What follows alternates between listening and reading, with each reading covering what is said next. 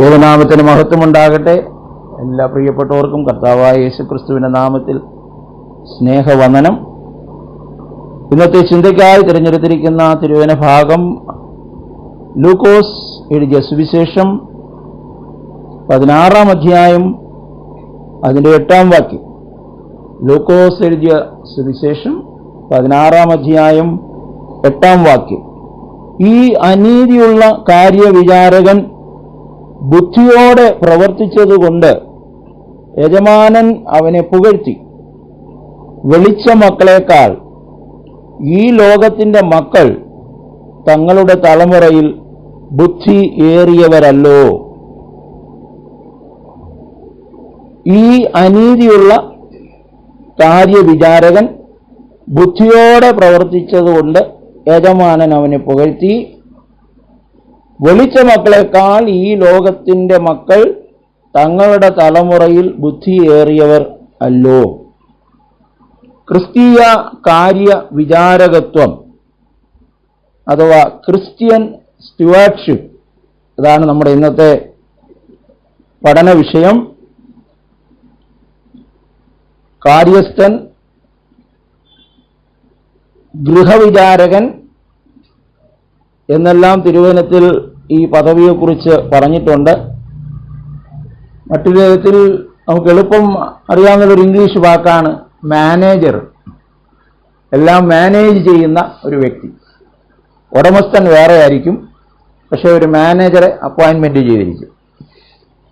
അപ്പോൾ നമ്മൾ വായിച്ച ഭാഗത്ത് നമ്മൾ കണ്ടു അനീതിയുള്ള കാര്യവിചാരകൻ.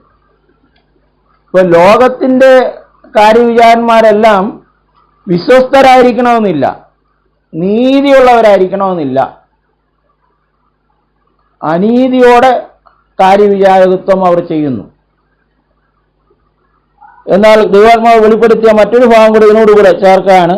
മത്തായി സുവിശേഷം 24-ാം അധ്യായം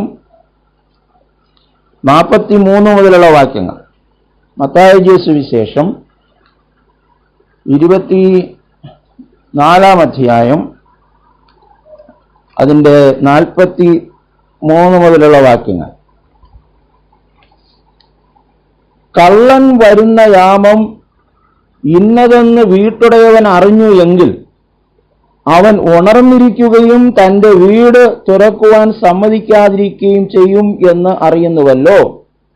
അങ്ങനെ തന്നെ നിങ്ങൾ നനയാത്ത നാഴികയിൽ മനുഷ്യപുത്രൻ വരുന്നത് കൊണ്ട് നിങ്ങളും ഒരുങ്ങിയിരിപ്പിൻ. ഇനിയാണ് കാര്യവിചാരകത്വത്തെക്കുറിച്ച് പറയുന്നത്. എന്നാൽ യജമാനൻ തൻ്റെ വീട്ടുകാർക്ക് തത്സമയത്ത് ഭക്ഷണം കൊടുക്കേണ്ടതിന് അവരുടെ മേൽ ആക്കി വെച്ച വിശ്വസ്തനും ബുദ്ധിമാനുമായ ദാസനാർ.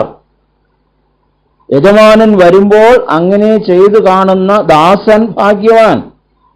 അവനെ തനിക്കുള്ള സകലത്തിന്മേലും യജമാനനാക്കി വയ്ക്കും എന്ന് ഞാൻ സത്യമായി നിങ്ങളോട് പറയുന്നു.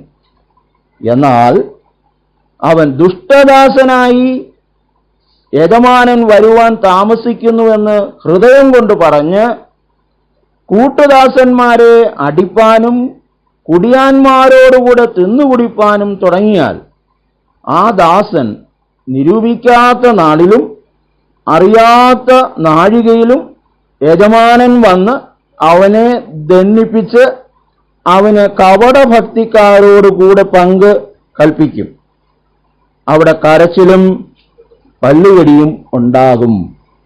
ബുദ്ധിമാനും വിശ്വസ്തനുമായ ദാസൻ, എന്നാൽ അവൻ പിന്നീട് ദുഷ്ടദാസനായി മാറുന്നു.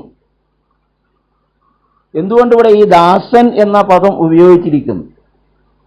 വേദപുസ്തക കാലത്ത്, പ്രത്യേകിച്ചും പഴയ നിയമകാലത്തെല്ലാം കാര്യസ്ഥന്മാരുണ്ടായിരുന്നു. നമുക്ക് എടുത്തു പറയാവുന്ന ഒരു കാര്യസ്ഥനുണ്ട് പഴയ നിയമത്തിൽ. ആരാണ്? യോസഫ്. പോത്തിഫറിന്റെ വീട്ടിൽ കാര്യവിചാരകനായിരുന്നു യോസഫ്. പോത്തിഫറിന്റെ ഭാര്യ യോസഫിനെ കടന്നു പിടിച്ചപ്പോൾ യോസഫ് പറഞ്ഞ മറുപടി ഈ ഭവനത്തുള്ളതെല്ലാം നിന്നെ ഒഴികെ എന്നെ ഇവിടെ ഏൽപ്പിച്ചിരിക്കുകയാണ്. അതുകൊണ്ട് ഞാൻ എൻ്റെ യജമാനനോട് ഞാൻ വിശ്വസ്ത പുലർത്തണം. മാത്രമല്ല യോസഫിന്റെ ഭാര്യ നോക്കിയപ്പോൾ, പോത്തിഫറിന്റെ ഭാര്യ നോക്കിയപ്പോൾ അവിടെ ആരുമില്ല, ആരും കാണുന്നില്ല. പക്ഷെ യോസഫ് നോക്കിയത് മുകളിലോട്ടാണ്. എന്നെ കാണുന്ന ഒരു ദൈവമുണ്ട്, എനിക്ക് ദർശനം തന്ന ഒരു ദൈവമുണ്ട്, എന്നെ വിളിച്ച ദൈവമുണ്ട്, മുന്നിൽ ഇനിയും അനേക വാഗ്ദത്തങ്ങൾ എന്നോട് ദൈവം പറഞ്ഞിട്ടുണ്ട്. അതുകൊണ്ട് ഞാൻ ചുറ്റും ആര് കാണുന്നോ കാണുന്നില്ല എന്നുള്ളതല്ല, എന്നെ കാണുന്ന ഒരു ദൈവമുണ്ട്. ഞാൻ ദൈവത്തെ കാണുന്നില്ലെങ്കിലും എന്നെ കാണുന്ന ഒരു ദൈവമുണ്ട്. Hallelujah, hallelujah. ഇന്നത് പറഞ്ഞാൽ കുറച്ചൊക്കെ മനസ്സിലാവും അല്ലേ? ഇന്ന് നമ്മളൊന്നും കണ്ടില്ലെങ്കിലും കാണുന്ന ഒരു ക്യാമറ ഉണ്ട്. ഇപ്പൊ കേരളമെല്ലാം തെളിയിക്കുന്ന അങ്ങനെയല്ലേ? എല്ലാം കണ്ടുകൊണ്ടിരിക്കുന്ന ഒരു ക്യാമറ ഉണ്ട്. സാറ്റലൈറ്റ് വഴിയുണ്ട്. ഇവിടെ റോഡിൽ ക്യാമറ ഉണ്ടെന്ന് മാത്രം നോക്കിയാൽ പോരാ, അങ്ങ് സാറ്റലൈറ്റ് വഴി പോലെ കണ്ടുകൊണ്ടിരിക്കുകയാണ്. അപ്പോൾ ദൈവം നിന്നെ കാണുന്നു എന്ന് പറഞ്ഞാൽ ഇപ്പൊ അല്പമെങ്കിലുമൊക്കെ മനസ്സിലാക്കാനായിട്ട് കഴിയും. അപ്പോൾ പോത്തിഫറിന്റെ വീട്ടിലെ വിശ്വസ്തനായ ഒരു കാര്യ വിചാരകനായിരുന്നു യോസഫ്. പക്ഷേ അന്ന് ക്യാമറ ഒന്നും ഇല്ലാത്തതുകൊണ്ട് തന്റെ നിരപരാധിത്വം തെളിയിക്കാൻ കഴിഞ്ഞില്ല. നീണ്ട 13 വർഷങ്ങൾ അദ്ദേഹം ജയിലിൽ കിടക്കേണ്ടി വന്നു. പക്ഷേ അങ്ങനെയാണെങ്കിലും യോസഫ് ദൈവത്തെ വിട്ടില്ല. പക്ഷെ ദൈവം അവനോട് കൂടെ ഇരുന്നു. തക്ക സമയത്ത് യോസഫിനെ ദൈവം ഉയർത്തി. ഹല്ലേലൂയ. അപ്പോൾ അനീതിയും അവിശ്വസ്തതയും നിറഞ്ഞ ഈ ദുഷ്ടലോകത്തിൽ നമ്മെ ദൈവം കാര്യസ്ഥന്മാരാക്കി വെച്ചിരിക്കണം. നമ്മൾ ദാസന്മാരാണ്, അടിമകളെയാണ്. സാധാരണ വിശ്വസ്തരും ബുദ്ധിമാനുമായ അടിമകളെയാണ് അന്ന് വലിയ പണക്കാരെല്ലാം കാര്യവിചാരകത്വം ഏൽപ്പിച്ചിരുന്നത്. അല്ലാതെ ബന്ധുക്കളെയൊന്നുമല്ല, അടിമകൾ. ആ വാക്ക് വളരെ ഇമ്പോർട്ടൻ്റ് ആണ്. അതാണ് പുതിയ നിയമത്തിൽ വന്നപ്പോൾ ദാസൻ, യജമാനൻ, ദാസൻ, അത് അടിമയാണ്. അപ്പോ നമ്മൾ കർത്താവിൻ്റെ അടിമകളാണ്. ആ അടിമയിലായ നമ്മെ കർത്താവ് ഭരമേൽപ്പിച്ചിരിക്കുന്നത് എന്താണെന്നാണ് നമ്മൾ ഇന്ന് ചിന്തിക്കാനായി പോകുന്നത്. വളരെ കട്ടി കൂടിയ ഒരു ടോപ്പിക്കാണ്. എല്ലാം പറഞ്ഞു തീർക്കാൻ പറ്റത്തില്ല. പക്ഷേ നമ്മുടെ ചിന്താമണ്ഡലത്തിലേക്ക് അതേ ചില വചനങ്ങൾ നൽകുന്നു. വീണ്ടും അത് പോയി ആലോചിക്കുകയും കർത്താവ് എന്നെ ഏൽപ്പിച്ച കാര്യവിചാരകത്വത്തിൽ ഞാൻ എത്രത്തോളം വിശ്വസ്തനായിരിക്കുന്നു. നമ്മെ ഏൽപ്പിച്ചത് ആത്മീയ ഭക്ഷണമാണ് അല്ലേ? യജമാനൻ അത് വീട്ടുകാർക്ക് തത്സമയത്ത് ഭക്ഷണം കൊടുക്കേണ്ടുന്നതിന് ആക്കി വെച്ച വിശ്വസ്തനും ബുദ്ധിമാനുമായ ദാസനാരെന്നാണ്. അത് ഈ ദൈവത്തിൻ്റെ വചനമാണ് ഒരേ ഒരു ഫുഡ് മനുഷ്യന് ആത്മീകമായി കൊടുക്കേണ്ട ഫുഡ്. ആ ഫുഡും കൊടുക്കണം, ശരീരത്തിനുള്ളതും കൊടുക്കണം. ഏകദേശം 2 ഫുഡും കൊടുത്തു അല്ലേ? ശരീരത്തിനുള്ള ഫുഡും കൊടുത്തു, നിത്യജീവനിലേക്ക് നിലനിൽക്കുന്ന ആഹാരവും കൊടുത്തു. ആ വാക്യം ചിലർക്ക് അറിഞ്ഞുകൂടായിരിക്കും, പെട്ടെന്ന് ഓർമ്മ വരത്തില്ല. യോഹന്നാൻ എഴുതിയ സുവിശേഷം 6-ാം അധ്യായം 25-ഉം 26-ഉം വാക്യങ്ങൾ. 5 അപ്പം കൊണ്ട് 5000 പേരെ കർത്താവ് പോഷിപ്പിക്കുന്നു. അടുത്ത ദിവസം അതേ സ്ഥലത്ത് തിബരിയാസ് കടൽക്കരയിൽ എല്ലാവരും ഓടുകയാണ് രാവിലെ അടുത്ത മീറ്റിങ്ങിന് വേണ്ടി. കാരണം മെയിൻ ഭക്ഷണം കിട്ടുമെന്നുള്ളതാണ്. പക്ഷെ അവിടെ വരുമ്പോഴാണ് യേശുവിൻ്റെ കൂട്ടരെ ഒന്നും അവിടെ കാണുന്നില്ല.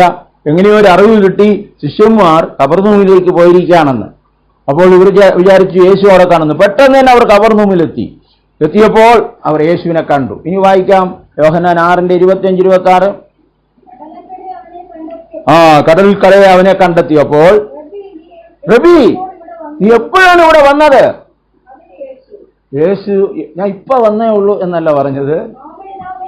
ആമേൻ, ആമേൻ, ഞാൻ നിങ്ങളോട് പറയുന്നു, നിങ്ങൾ അടയാളം കണ്ട് അല്ല, ആഹാരം കഴിച്ച് അപ്പം നിന്ന് തൃപ്തരായതുകൊണ്ട് അത്രേ എന്നെ അന്വേഷിക്കുന്നത്.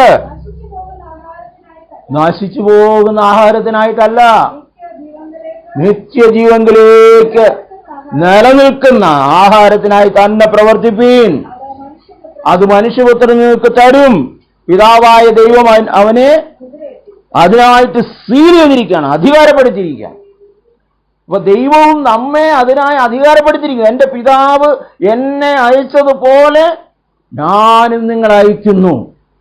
അപ്പോ നശിച്ചു പോകുന്ന ആഹാരവും കർത്താവ് കൊടുത്തു, നിത്യജീവങ്കിലേക്ക് നിലനിൽക്കുന്ന ആഹാരവും കൊടുത്തു. പക്ഷെ ആളുകൾക്ക് ആവശ്യം ഏതാണ്?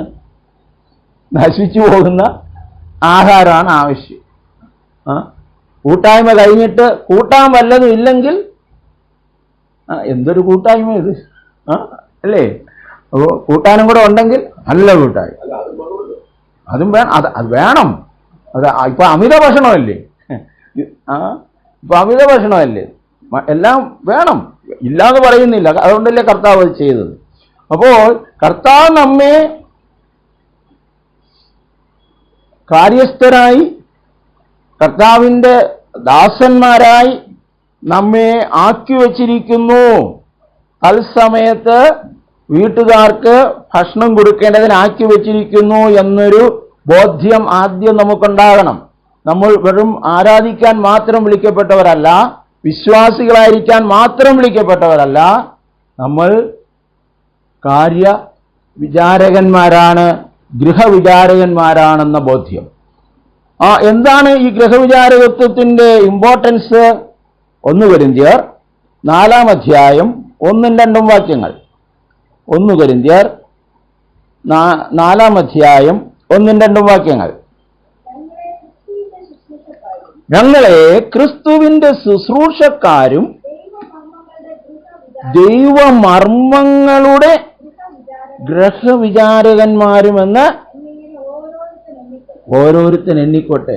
എന്താണ്?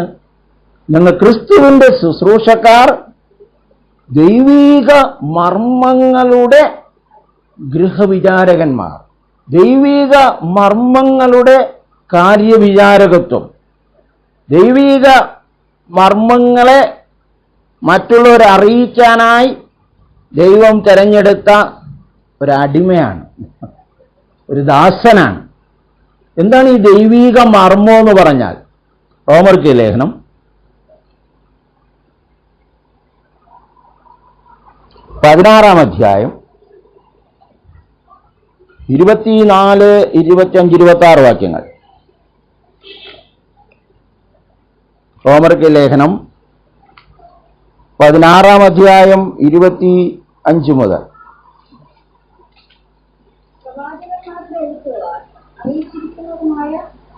24 മുതൽ പൂർവകാലങ്ങളിൽ മറഞ്ഞിരുന്നിട്ട് ഇപ്പോൾ വെളിപ്പെട്ടു വന്നതും നിത്യ ദൈവത്തിൻ്റെ നിയോഗപ്രകാരം സകല ജാതികൾക്കും വിശ്വാസത്തിൻ്റെ അനുസരണത്തിനായി പ്രവാചകന്മാരുടെ എഴുത്തുകളാൽ അറിയിച്ചിരിക്കുന്നതുമായ മർമ്മത്തിൻ്റെ വെളിപ്പാടിന് അനുസരണമായുള്ള എൻ്റെ സുവിശേഷത്തിനും യേശുക്രിസ്തുവിനെ കുറിച്ചുള്ള പ്രസംഗത്തിനും ഒത്തവണ്ണം നിങ്ങളെ സ്ഥിരപ്പെടുത്തുവാൻ കഴിയുന്ന ഏക ജ്ഞാനിയായ ദൈവത്തിന് യേശുക്രിസ്തു മുഖാന്തരം എന്നേക്കും മഹത്വമുണ്ടാകട്ടെ.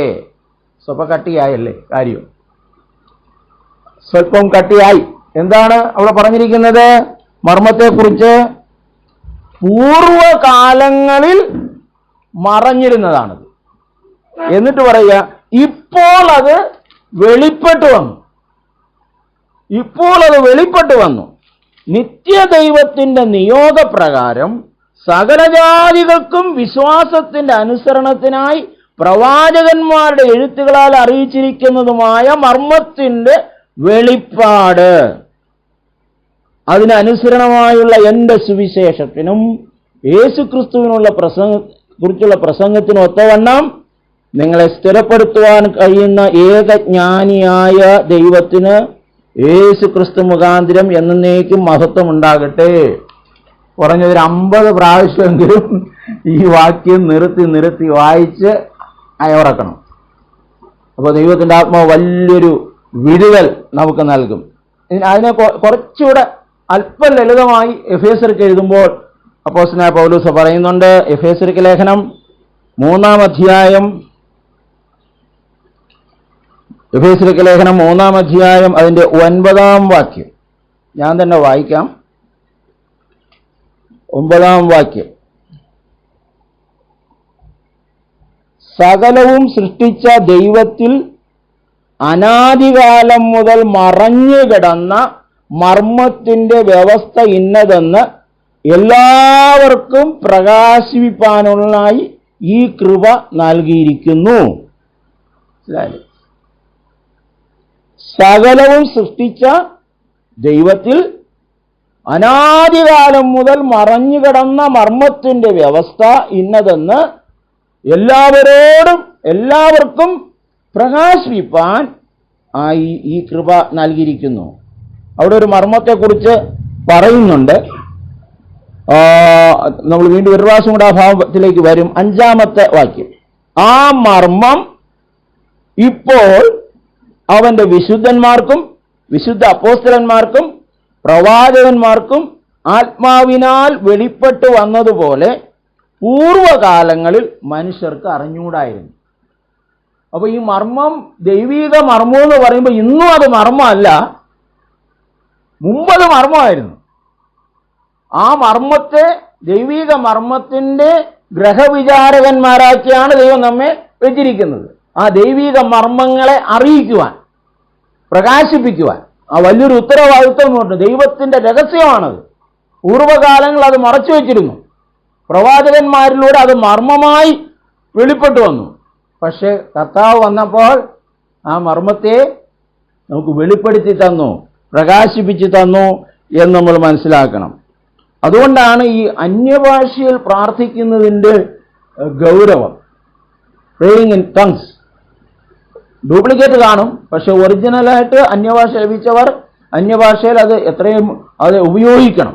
1 കൊരിന്ത്യർ 14-ാം അധ്യായം 1-2 വാക്യങ്ങൾ. 1 കൊരിന്ത്യർ 14-ന്റെ 1-2 വാക്യങ്ങൾ വായിക്കാം. സ്നേഹമാചരിപ്പാൻ ഉത്സാഹിപ്പീൻ, ആത്മീക വരങ്ങളും വിശേഷാൽ പ്രവചനം വരവും വാഞ്ചിപ്പീൻ.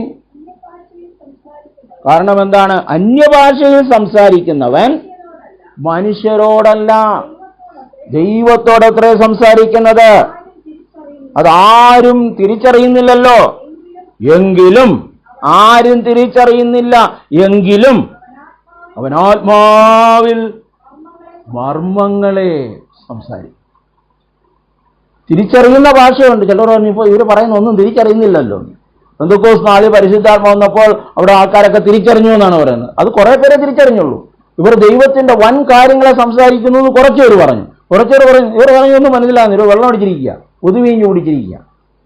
അപ്പോൾ നമ്മൾ ഇവിടെ ഇരിക്കുന്ന ആർക്കും ഡ്യൂപ്ലിക്കേറ്റ് അന്യഭാഷ ഉണ്ടെന്ന് ഞാൻ വിചാരിക്കുന്നില്ല. കിട്ടിയവർക്ക് ഇന്ന് ഒരുപാട് ഡ്യൂപ്ലിക്കേറ്റ് ഉണ്ട്. പക്ഷേ നമ്മൾ അന്യഭാഷയിൽ എപ്പോഴും തന്നെ നമുക്കത് പ്രാർത്ഥിക്കാം, നമുക്കത് അറിയാം. നമ്മൾ സ്കൂട്ടർ ഓടിച്ചുകൊണ്ട് പോകുമ്പോഴും നമ്മൾ അറിയാതെ അന്യഭാഷയെ പ്രാർത്ഥിക്കാറുണ്ട്. പള്ളിയിലിരിക്കുമ്പോഴും നമുക്ക് പ്രാർത്ഥിക്കാൻ പറ്റും. ശബ്ദമൊന്നും വെളിയിൽ വരണമെന്നില്ല. അപ്പോൾ അന്യഭാഷയിൽ സംസാരിക്കുന്നവൻ ആത്മീകമായി മർമ്മങ്ങളെയാണ്, ദൈവിക രഹസ്യങ്ങളാണ്. അത് കോഡ് ഭാഷയാണ്, ഹോട്ട് ലൈനാണ്. ഇൻട്രഡക്ഷനും ഇല്ല, കൺക്ലൂഷനും ഇല്ല. നമ്മൾ പ്രാർത്ഥിക്കുമ്പോൾ ഒരു ഇൻട്രഡക്ഷൻ ഉണ്ട്. സകലം അറിയുന്ന ഞങ്ങളുടെ സ്വർഗസ്ഥ പിതാവ്, ഞങ്ങളെ നടത്തിയ പിതാവ് എന്നൊക്കെ പറഞ്ഞൊരു ഇൻട്രഡക്ഷൻ, പിന്നെ യേശുവിൻ്റെ നാമത്തിൽ എന്ന് പറഞ്ഞൊരു കൺക്ലൂഷൻ. ഈ അന്യഭാഷയ്ക്ക് no introduction, no conclusion, hot ലൈനാണ്. അത് ദൈവത്തിൻ്റെ രഹസ്യങ്ങളെ പരിശുദ്ധാത്മാവ് നമ്മിലൂടെ ഉച്ചരിച്ചുകൂടാത്ത ഞരക്കങ്ങളാൽ അതെ ആത്മാവ് ദൈവീക പ്രകാരം വിശുദ്ധന്മാർക്ക് വേണ്ടി പക്ഷവാദം ചെയ്യുന്നു. റോമർക്ക് ലേഖനം 8-ാം അധ്യായം 25-ാം വാക്യമാണ്. അവണ്ണം തന്നെ ആത്മാവും നമ്മുടെ ബലഹീനതയ്ക്ക് തുണ നിൽക്കുന്നു. വേണ്ടും പോലെ പ്രാർത്ഥിക്കേണ്ടത് എന്തെന്ന് നാം അറിയുന്നില്ലല്ലോ. ആത്മാവ് താനും വായിക്കാം. റോമർക്ക് ലേഖനം 8-26 മുതൽ. അവണ്ണം തുണ നിൽക്കുന്നു. വേണ്ടും പോലെ പ്രാർത്ഥിക്കേണ്ടത് നമുക്ക് അറിഞ്ഞൂടല്ലോ. ആത്മാവ് ഉച്ചരിച്ചുകൂടാത്ത ഞരക്കങ്ങളാൽ നമുക്ക് വേണ്ടി പക്ഷവാദം ചെയ്യുന്നു. അതുകൊണ്ട് ആത്മാവ് വിശുദ്ധന്മാർക്ക് വേണ്ടി, വിശ്വാസികൾക്ക് വേണ്ടിയല്ല, വിശുദ്ധന്മാർക്ക് വേണ്ടി ദൈവഹിത പ്രകാരം പക്ഷവാദം ചെയ്യുന്നത് കൊണ്ട് ആത്മാവിന്റെ ചിഹ്നം എന്തെന്ന് ഹൃദയങ്ങളെ പരിശോധിക്കുന്ന ദൈവം അറിയുന്നു. ഇതൊരു വലിയൊരു സന്തോഷമുള്ളൊരു കാര്യമാണ്. ചില നെടുവീർപ്പുകളും ചില ഞരക്കങ്ങളും ചില മനസ്സിലാകാത്ത ചില ഭാഷകളൊക്കെ ആയിരിക്കും പറയുന്നു. പക്ഷേ അപ്പൻ അറിയുന്നു അതിൻ്റെ ഡെപ്ത്. പിശാചിന് പോലും അറിഞ്ഞൂടാ. പിശാചിന് ആ ഭാഷ മാത്രം അറിഞ്ഞുകൂടാ. ഹല്ലേലൂയ. അപ്പോൾ ഈ മർമ്മത്തെക്കുറിച്ച് ചില വിശേഷണങ്ങൾ പറഞ്ഞിരിക്കുന്നത് നമുക്കൊന്ന് ശ്രദ്ധിക്കാം. തീത്തോസ് അപ്പോസ്തലനായ പൗലോസ് തീത്തോസിന് എഴുതിയ ലേഖനം 1-ാം അധ്യായം 7-ാം വാക്യം. തീത്തോസ് 1:7. അധ്യക്ഷൻ, സഭാ അധ്യക്ഷൻ ദൈവത്തിന്റെ ഗ്രഹവിചാരകനാണ്. ദൈവിക മർമ്മങ്ങളെ മറ്റുള്ളവരോട് അറിയിക്കേണ്ട ആളാണ് അധ്യക്ഷൻ. ഇംഗ്ലീഷ് ബൈബിൾ നോക്കിയാൽ ബിഷപ്പ് എന്ന് നമുക്ക് കാണാം. ബിഷപ്പിന്റെ ജോലി ഭരണമല്ല, ദൈവിക മർമ്മങ്ങളുടെ ഗൃഹവിചാരകനാണ് അധ്യക്ഷൻ. വീണ്ടും 1 പത്രോസ് 4:10. 1 പത്രോസ് 4:10. ഹല്ലേലൂയ.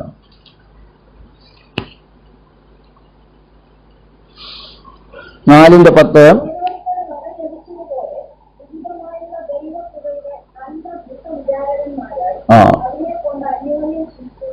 ഓരോരുത്തരും വരം ലഭിച്ചതുപോലെ വിവിധമായുള്ള ദൈവകൃപയുടെ നല്ല ഗൃഹവിചാരകന്മാരായി അതിനെക്കൊണ്ട് അന്യോന്യം ശുശ്രൂഷിപ്പിൻ.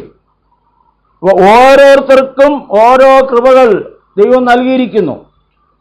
അത് ദൈവം നൽകിയ കാര്യവിചാരകത്വമാണ്. നമ്മൾ പൊതുവെ കാര്യവിചാരകത്വം എന്ന് പറയുമ്പോൾ ലോകത്തിൻ്റെ ക്രമത്തിൽ മാത്രമേ ചിന്തിക്കൂ. സമയം, പിന്നെ പൈസ, ഇതൊക്കെ എങ്ങനെ ചെയ്തു എന്നാണ് സാധാരണ നമ്മൾ പറയുന്നത്. അത് ലോകത്തിൻ്റെ കാര്യമാണ്. ദൈവത്തിൻ്റെ കാര്യത്തിലേക്ക് വരുമ്പോൾ അതിൻ്റെ അടുത്ത ലെവലിലേക്ക് നമ്മൾ പ്രവേശിക്കുന്നു. ദൈവ കൃപയുടെ ഗ്രഹവിചാരകന്മാർ. അതുകൊണ്ട് പരസ്പരം അന്യോന്യം ശുശ്രൂഷിക്കണം. വീണ്ടും അടുത്തൊരു വാക്യം, 1 കൊരിന്ത്യർ 4-ാം അധ്യായം 1-ാമത്തെ വാക്യം. 1-2 വാക്യങ്ങൾ നമ്മൾ നേരത്തെ വായിച്ചത് തന്നെ, എങ്കിലും ഒരു പ്രാവശ്യം കൂടെ. ഞങ്ങളെ ക്രിസ്തുവിന്റെ ശുശ്രൂഷക്കാരും ദൈവമർമ്മങ്ങളുടെ ഗ്രഹവിചാരകന്മാരെന്നും ഓരോരുത്തൻ എണ്ണിക്കൊള്ളട്ടെ. ഇപ്പൊ കർത്താവെ അവിടെ നിന്നെ ശുശ്രൂഷയ്ക്കായി നിയോഗിച്ചു. എനിക്ക് ലഭിച്ച ശുശ്രൂഷ ദൈവിക മർമ്മങ്ങളുടെ ഗ്രഹവിചാരകനാണ്. ഈ വർഷത്തിൻ്റെ പകുതി ഞങ്ങളെ വിട്ട് കടന്നുപോയി. കഴിഞ്ഞ നാളുകളിൽ അങ്ങ് ശുശ്രൂഷയ്ക്ക് വിളിച്ച നാൾ മുതൽ ഇതുവരെ എന്താണ് ശുശ്രൂഷ ചെയ്തതെന്ന് ഒന്ന് വിലയിരുത്തുവാനും മുന്നോട്ടുള്ള ദിവസങ്ങളിൽ അങ്ങ് തരുന്ന നാളുകളൊക്കെയും വിശ്വസ്തരായ ഗ്രഹവിചാരകന്മാരായി. അതാണ് 2-ാം വാക്യം. എന്താ? ഗ്രഹവിചാരകന്മാരിൽ അന്വേഷിക്കുന്നതോ അവർ വിശ്വസ്തരായിരിക്കണം. നമ്മൾ നേരത്തെ വായിച്ചു, യേശു പറഞ്ഞു, അതേ ബുദ്ധിമാനും വിശ്വസ്തനുമായ ദാസൻ അവൻ വീട്ടുകാർക്ക് തത്സമയത്ത് ഭക്ഷണം കൊടുക്കുന്നു. കർത്താവിന്റെ വരവുമായി ബന്ധപ്പെട്ടാണ് പറയുന്നത്. കർത്താവ് ഇപ്പോൾ വരും, അതുകൊണ്ട് ഇപ്പോൾ ഭക്ഷണമൊന്നും കൊടുക്കണ്ട, ഇനിയിപ്പോൾ കൊടുത്തിട്ട് കാര്യമില്ല, ഇപ്പോൾ വരും. ഇല്ല, അത് പിന്നെ അവനെ ദുഷ്ടതയിലേക്ക് കൊണ്ടുപോകും. അതാണ് ഇത് പറയുന്നത്. ഈ നല്ല ദാസനായിരുന്നവൻ, ബുദ്ധിമാനും വിശ്വസ്തനുമായിരുന്ന ദാസൻ ദുഷ്ടദാസനായി തീർന്നാൽ അവൻ ഹൃദയം കൊണ്ട് പറയും, യജമാനൻ വരാൻ താമസിക്കുന്നു, കൂട്ടുദാസന്മാരെ ഉപദ്രവിക്കും, കുടിയാന്മാരോടുകൂടെ കുടിക്കും. പക്ഷേ ആ ദാസൻ നിരൂപിക്കാത്ത നാളിൽ അവനെ കപടഭക്തിക്കാരോടുകൂടെ പങ്ക് കൽപ്പിക്കും. അവിടെ എന്തുണ്ടാവും? കരച്ചിലും പല്ലുകടിയും. എന്താണ് ഈ കരച്ചിലും പല്ലുകടിയെന്ന്? അതൊരു ശിക്ഷയാണ്. നരകത്തിലുള്ള എല്ലാ സെല്ലിലും ഈ കരച്ചിലും പല്ലുകടിയും ഇല്ല. ഇത് ദുഷ്ടദാസനായി തീർന്ന ദൈവദാസന്മാർക്കുള്ള ശിക്ഷയാണ്. ഞാൻ പ്രസംഗിച്ചതുപോലെ ഞാൻ ജീവിച്ചിരുന്നെങ്കിൽ, ഞാൻ പാടിയതുപോലെ ഞാൻ ജീവിച്ചിരുന്നെങ്കിൽ, ഞാൻ പ്രാർത്ഥിച്ചതുപോലെ ഞാൻ ജീവിച്ചിരുന്നെങ്കിൽ, എങ്കിൽ എന്ന് പറഞ്ഞ് പല്ലുകടിക്കുന്ന ഒരു സ്ഥലമാണ് ആ ശിക്ഷാസ്ഥലം. അപ്പൊ ഇതൊക്കെ കർത്താവ് പറയുന്നത് വെറുതെ അല്ല. അതുകൊണ്ട് ദൈവം നമുക്ക് തന്നിരിക്കുന്നത് വലിയൊരു ഉത്തരവാദിത്വമാണെന്ന് ഈ പകൽക്കാലം അറിയുവാൻ ദൈവത്തിന്റെ പരിശുദ്ധാത്മാവ് നമ്മോട് ആവശ്യപ്പെടുകയാണ്. അപ്പൊ ഈ മർമ്മങ്ങളെക്കുറിച്ച് ഒന്ന് ഓട്ടിച്ച് പറയാനുള്ള ടൈമേ നമുക്കുള്ളൂ. 12 മർമ്മങ്ങളെക്കുറിച്ച് തിരുവചനത്തിൽ പറയും. നമ്മളെ ശരീരത്തിലെ മർമ്മങ്ങളുണ്ടല്ലേ, ഈ ശരീരത്തിലെ ഈ കരാട്ടാശന്മാരോ കളരിയാശന്മാരോ തൊടർന്നിടത്തെല്ലാം മർമ്മമാണ്. അതുകൊണ്ട് അവർ ഒരിടവും കയറി പെട്ടെന്ന് തൊടില്ല. അപ്പൊ ആ മർമ്മത്തെക്കുറിച്ചല്ല പറയുന്നത്, ദൈവീക മർമ്മങ്ങൾ. ദൈവീക മർമ്മങ്ങൾ അത് ഒന്നാമതായി നമുക്ക് നോക്കാം. നമുക്കറിയാവുന്ന ചിലവ് തന്നെ ജസ്റ്റ് റിമൈൻഡ് ചെയ്യുന്നത് മാത്രമാണ്. മത്തായി സുവിശേഷം 13-ാം അധ്യായം 11-ാം വാക്യം. മത്തായി സുവിശേഷം 13:11. അവരവരോട് ഉത്തരം പറഞ്ഞത്, സ്വർഗരാജ്യത്തിന്റെ മർമ്മങ്ങളെ അറിവാൻ നിങ്ങൾക്ക് വരം ലഭിച്ചിരിക്കുന്നു. സ്വർഗരാജ്യമെന്ന മർമ്മം, ദൈവരാജ്യമെന്ന മർമ്മം. ദൈവരാജ്യത്തെക്കുറിച്ച്, സ്വർഗരാജ്യത്തെക്കുറിച്ച് യേശു നിരവധി ഉപമകളിലൂടെയാണ് അത് വ്യക്തമാക്കാനായിട്ട് താൻ ശ്രമിച്ചത്. അത് കാരണം അതൊരു രഹസ്യമാണ്. പെട്ടെന്ന് അത് ദൈവത്തിൻ്റെ ഒരു രഹസ്യമാണ് ദൈവരാജ്യം എന്ന് പറയുന്നത്. പുതുതായി ജനിച്ചില്ല എങ്കിൽ ദൈവരാജ്യത്തിൽ കടപ്പാൻ ആർക്കും കഴിയത്തില്ല. അപ്പോൾ ദൈവരാജ്യത്തിൻ്റെ മർമ്മം, ദൈവരാജ്യത്തിൻ്റെ മർമ്മത്തിന് പൗലോസിന് അത് വെളിപ്പെടുത്തി കൊടുത്തു. എന്താണ് ദൈവരാജ്യമെന്ന്? റോമർക്ക് ലേഖനം 14-ാം അധ്യായം 17-ാം വാക്യം. റോമർ 14:17. ദൈവരാജ്യം ഭക്ഷണവും പാനീയവും അല്ല, നീതി, സമാധാനം, പരിശുദ്ധാത്മാവിൽ സന്തോഷം. ഹല്ലേലൂയ. ഇത് മരിച്ചു കഴിഞ്ഞ ശേഷം കിട്ടുന്നതല്ല. പുതുതായി ജനിച്ചാൽ ദൈവരാജ്യത്തിൽ പ്രവേശിക്കും. ആ പ്രവേശിച്ച് കഴിയുമ്പോൾ ഈ ഭൂമിയിൽ വെച്ച് തന്നെ പിന്നെ ആ ദൈവരാജ്യത്തിൽ പ്രവേശിച്ച ആള് ദൈവത്തിന്റെ സന്നിധിയിൽ നീതിമാനാണ്. പാപി എന്നുള്ള ലേവൽ മാറി അവന്റെ ഉള്ളിൽ ദൈവീക സമാധാനം കാണും. കാരണം ദൈവവുമായിട്ടുള്ള റിലേഷൻഷിപ്പ് ശരിയായി. മറ്റേത് പുഴുവും കൃമിയും എന്നൊക്കെയാണ് പറഞ്ഞ് പ്രാർത്ഥിക്കുന്നത്. അത് കാരണം ആ ജോലിയല്ലേ ചെയ്തുകൊണ്ടിരിക്കുന്നത്. കർത്താവേ, അവിടുത്തെ രക്തത്താൽ എന്നെ നീതീകരിച്ചതിനായി സ്തോത്രം, അവിടുത്തെ പൈതലാക്കി എന്നെ മാറ്റിയതിനായി സ്തോത്രം, അങ്ങയുടെ രക്തം കൊണ്ട് എന്നെ വീണ്ടെടുത്തതിനായി സ്തോത്രം. അങ്ങയുമായിട്ട് എനിക്കൊരു വലിയൊരു സമാധാനമെന്ന്, അപ്പാ പിതാവേ എന്ന് വിളിക്കുവാനുള്ളൊരു പുത്രത്വ പദവി. ദൈവമേ എന്ന് വിളിക്കുന്നത് എല്ലാവരും കോമൺ ആണ്, ഈശ്വരാ ഭഗവാനി എന്ന്. പക്ഷെ നമുക്ക് അപ്പാ എന്ന് വിളിക്കാനുള്ളൊരു സമാധാന ബന്ധമുണ്ടാക്കി. റോമർ 5:1 അതിനെക്കുറിച്ച് പറയുന്നത്. എന്നിട്ട് പരിശുദ്ധാത്മാവിൽ സന്തോഷം. അപ്പോൾ ദൈവരാജ്യത്തിന്റെ നേരെ എതിരാണ് സാത്താന്റെ രാജ്യം. അപ്പൊ സാത്താന്റെ രാജ്യം എന്താണെന്ന് മനസ്സിലാക്കാൻ ഇതിന്റെ നേരെ വിപരീതമായിട്ടുള്ള ചിന്തിച്ചാൽ മതി. സാത്താന്റെ രാജ്യത്തിന്റെ ഒന്നാമത്തെ അജണ്ട ഭക്ഷണവും പാനീയവും, അനീതി, അസമാധാനം, അശുദ്ധാത്മാവിൽ സന്തോഷം. ഇതാണ് സാത്താന്റെ രാജ്യത്തിന്റെ മെയിൻ അജണ്ട. അവിടെ ഭക്ഷണത്തിനാണ് അടി. ഭക്ഷണം കിട്ടിക്കഴിഞ്ഞാൽ എന്തും ചെയ്യും. 5 ബെറാട്ടയും ഇറച്ചിയും വാങ്ങിച്ചു തന്നാൽ ഞങ്ങൾ എന്തും ചെയ്യും. ഏത് അനീതിയും ഏത് അസമാധാനത്തിനും എന്ത് പരിപാടിക്കും ഞങ്ങളെ കിട്ടും. ഇതാണ് സാത്താന്റെ രാജ്യം. രണ്ടാമത്തെ മർമ്മം റാപ്ചർ എന്ന് ഇംഗ്ലീഷിൽ പറയും. ദൈവ മക്കളുടെ എടുക്കപ്പെടൽ. കൊരിന്ത്യർക്ക് എഴുതിയ 1-ാം ലേഖനം 15-ാം അധ്യായം 51 52 വാക്യങ്ങൾ. 1 കൊരിന്ത്യർ 15-ാം അധ്യായം 51 52. ഞാൻ നിങ്ങളോടൊരു മർമ്മം പറയാം. നാം എല്ലാവരും മരിക്കുകയില്ല, നിദ്ര കൊള്ളുകയില്ല. കാരണം ദൈവമക്കൾ മരിക്കുക എന്ന് പറഞ്ഞാൽ കർത്താവിൽ നിദ്ര പ്രാപിച്ചു എന്നാണ് അല്ലേ? കാരണം ഉറങ്ങാനാണ് പോയത്. അതുകൊണ്ട് വേണം അന്ന് 90-ാം സങ്കീർത്തനം വായിക്കും. 90-ാം സങ്കീർത്തനത്തിന്റെ 3-ാം വാക്യം എന്താണ്? 90-ാം സങ്കീർത്തനത്തിന്റെ 3-ാം വാക്യം, അവൻ മർത്യനെ പൊടിയിലേക്ക് മടങ്ങി ചേരുമാറാക്കുന്നു. അതവിടെ സ്റ്റേജാണ്. മനുഷ്യപുത്രന്മാരെ തിരികെ വരുവിനെന്നും അരുളി ചെയ്യുന്നു. അല്ല, തിരികെ വരുവിന് എന്നും അരുളി ചെയ്യുന്നു എന്നല്ല, എന്നും അരുളി ചെയ്യുന്നു. പൊടിയിലേക്ക് മടങ്ങിച്ചേരുമാറാക്കുന്നു, തിരിച്ചു വിളിക്കും. അപ്പൊ അതാണ്, നാം എല്ലാവരും നിദ്ര കൊള്ളുകയില്ല, എന്നാൽ അന്ത്യകാഹളനാദത്തിങ്കൽ പെട്ടെന്ന് കണ്ണിമയ്ക്കുള്ളിൽ നമ്മളൊന്ന് കണ്ണടച്ച് ഉറക്കം എത്ര സമയം എടുക്കും? കണ്ണിമയ്ക്കുള്ളിൽ എല്ലാവരും രൂപാന്തരപ്പെടും, കാഹളം ധനിക്കും, മരിച്ചവർ അക്ഷയരായി ഉയർക്കുകയും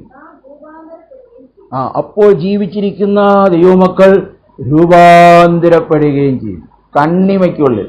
അപ്പൊ ഇതിനിടയ്ക്ക് ഒരുങ്ങാൻ സമയമില്ലെന്നുള്ളതാണ് കർത്താവ് വന്നു ഒരുങ്ങാന്ന് പറയാൻ ടൈമില്ല. കണ്ണിമയ്ക്കുള്ളിൽ. ഇതെല്ലാം നമുക്ക് യേശു കർത്താവ് വേറൊരു ഭാഷ പറഞ്ഞല്ലേ, മനുഷ്യപുത്രന്റെ വരവ് മിന്നൽ പോലെ ആയിരിക്കും. മിന്നൽ തെക്ക് നിന്ന് വടക്കോട്ട് പോകുന്നല്ലോ, മിന്നൽ പോലെ ആയിരിക്കും. വായിച്ചിട്ടുണ്ടോ ആ വാക്യം? ലൂക്കോസ് എഴുതിയ സുവിശേഷം 17-ാം അധ്യായം. ഹല്ലേലൂയ. ലൂക്കോസിന്റെ സുവിശേഷം 17-ാം അധ്യായം 24-ാം വാക്യം. മിന്നൽ ആകാശത്തിൻ കീഴെ ദിക്കോട് ദിക്കെല്ലാം തിളങ്ങി മിന്നുന്നത് പോലെ മനുഷ്യപുത്രൻ തന്റെ ദിവസത്തിലാണ്. കണ്ണിമയ്ക്കുള്ളിൽ. മിന്നൽ എത്ര സെക്കൻഡ് നിൽക്കും അല്ലേ? മിന്നലിന്റെ ഫോട്ടോ എടുക്കണമെങ്കിൽ ക്യാമറ ലൈവ് ആയിരിക്കണം. അല്ല, മിന്നൽ അടിക്കുമ്പോൾ ഫോട്ടോ എടുക്കാൻ നേരത്തെ നടക്കത്തില്ല. അപ്പോ മിന്നൽ പോലെ ഇതൊരു മർമ്മമാണ്, അതൊരു ദൈവത്തിന്റെ രഹസ്യമാണ്. പക്ഷേ ദൈവത്തിന് നമുക്കത് വെളിപ്പെടുത്തി തരുവാൻ ഇഷ്ടം തോന്നി. പൂർവ്വകാലങ്ങളിൽ മറച്ചു വെച്ചിരുന്ന കാര്യമാണ്. ദാനിയേലിന്റെ അടുത്ത് പറഞ്ഞിട്ട് പറഞ്ഞു, നീ പോ, ബാക്കി കാര്യമൊക്കെ പിന്നീടാണ്, ഇപ്പോൾ ഇത് മുദ്ര വയ്ക്കാൻ പറഞ്ഞു. പക്ഷെ യേശു കർത്താവ് വന്നിട്ട് ഇത് മുദ്ര വയ്ക്കരുത്, ഇത് പെട്ടെന്ന് നടക്കാനുള്ള കാര്യമാണെന്ന് പറഞ്ഞു. അങ്ങനെയൊക്കെ അറിയാമോ? ദാനിയേലിന്റെ പുസ്തകം 12-ാം അധ്യായത്തിന്റെ 2-ാം വാക്യത്തിൽ ദാനിയേലിന് വെളിപ്പെടുത്തി കൊടുത്തു, നിലത്തിലെ പൊടിയിൽ നിദ്ര കൊള്ളുന്നവരിൽ പലരും, നോക്കിയോ, എല്ലാവരും ഒന്നല്ല, പലരും, ചിലർ നിത്യജീവനായും ചിലർ ലജ്ജയ്ക്കും നിത്യനിന്ദയ്ക്കുമായി ഉണരും. എന്നാൽ ബുദ്ധിമാന്മാർ ആകാശമണ്ഡലത്തിലെ പ്രഭ പോലെയും പലരെയും നീതിയിലേക്ക് തിരിക്കുന്നവർ നക്ഷത്രങ്ങളെ പോലെയും എന്നേക്കും പ്രകാശിക്കും. ഇനി 9-ാം വാക്യം. അതിന് അവൻ ഉത്തരം പറഞ്ഞു, യജമാനെ, ഈ കാര്യങ്ങളുടെ അവസാനം എന്തായിരിക്കുമെന്ന് ചോദിച്ചു. ഇങ്ങനെയൊക്കെ കേട്ടപ്പോഴേ ഞാൻ കേട്ടുവെങ്കിലും ഗ്രഹിച്ചില്ല. നോക്കുക, ദാനിയേൽ പ്ലെയിനായിട്ട് പറയുകയാണ് 8-ാം വാക്യത്തിൽ, ഞാൻ ഇതൊക്കെ കേട്ടുവെങ്കിലും മനസ്സിലായില്ല. ദാനിയേലിനും മനസ്സിലായില്ല. ആകയാൽ ഞാൻ യജമാനനെ ഈ കാര്യങ്ങളുടെ അവസാനം എന്തായിരിക്കുമെന്ന് ചോദിച്ചു. അതിന് അവൻ ഉത്തരം പറഞ്ഞത്, നീയോ ദാനിയേലേ പൊയ്ക്കൊള്ളുക, ഈ വചനങ്ങൾ അന്ത്യകാലത്തേക്ക് അടച്ചും മുദ്രയിട്ടുമിരിക്കുന്നു. പലരും തങ്ങളെ ശുദ്ധീകരിച്ച് നിർമ്മലീകരിച്ച് ശോധന കഴിക്കും. ദുഷ്ടന്മാരോ ദുഷ്ടത പ്രവർത്തിക്കും, ദുഷ്ടന്മാരിൽ അതാരും തിരിച്ചറിയുകയില്ല, ബുദ്ധിമാന്മാരോ ഗ്രഹിക്കും. നിങ്ങൾക്ക് വെളിപ്പാട് പുസ്തകം ലാസ്റ്റിൽ വരുമ്പോൾ അവിടെ എന്താണ് പറഞ്ഞിരിക്കുന്നത്? ഈ പുസ്തകം മുദ്രയിടരുത്. വായിക്കാം.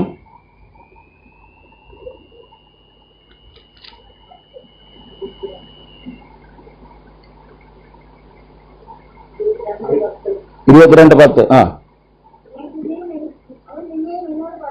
ഹല്ലേലൂയ. ഈ പുസ്തകത്തിലെ പ്രവചനം മുദ്രയിടരുത്. അനിയ ചെയ്യുന്നവൻ ഇനി അനിയ ചെയ്യട്ടെ, അഴുക്കുള്ളവൻ ഇനി അഴുക്കാടട്ടെ. അതോ തന്നെയാണ് അവിടെയും പറയുന്നത്. ദാനിയേൽ പറഞ്ഞിരിക്കുന്ന കാര്യം ഇവിടെ പറയുകയാണ്. എത്ര നൂറ്റാണ്ടുകൾക്ക് ശേഷം അല്ലേ? ഇതാണ് ദൈവത്തിന്റെ വചനം, ദൈവത്തിന്റെ മർമ്മത്തിന്റെ മഹത്വം. ഹല്ലേലൂയ. അപ്പോ സഭയുടെ വിശുദ്ധന്മാരുടെ ഉൾപ്രാവം എന്ന് പറഞ്ഞു. സഭ എടുക്കപ്പെടുമെന്ന് അവരുടെ അടുത്ത് എഴുതിയിട്ടില്ല, വിശുദ്ധന്മാർ ചേർക്കപ്പെടുമെന്നാണ് പറഞ്ഞിരിക്കുന്നത്. അപ്പോ അതിന് 1 തെസ്സലോനിക്കർ 4-ാം അധ്യായത്തിലുള്ളത് നമ്മൾ പൊതുവെ അടക്ക ശുശ്രൂഷകളെല്ലാം വായിച്ച് കേൾക്കുന്ന ഭാഗമാണ്. 1 തെസ്സലോനിക്കർ 4-14 മുതൽ 17 വരെയുള്ള വാക്യങ്ങൾ.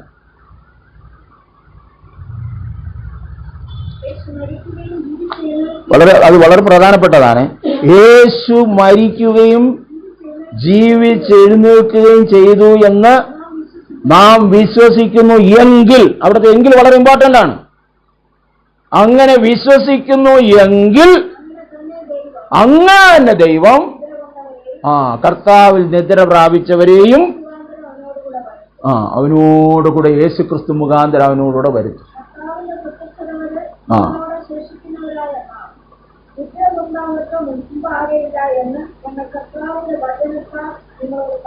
കർത്താവിന്റെ വചനത്താൽ അവിടെ ഒരു പ്രത്യേക കാര്യം പറയുകയാണ്.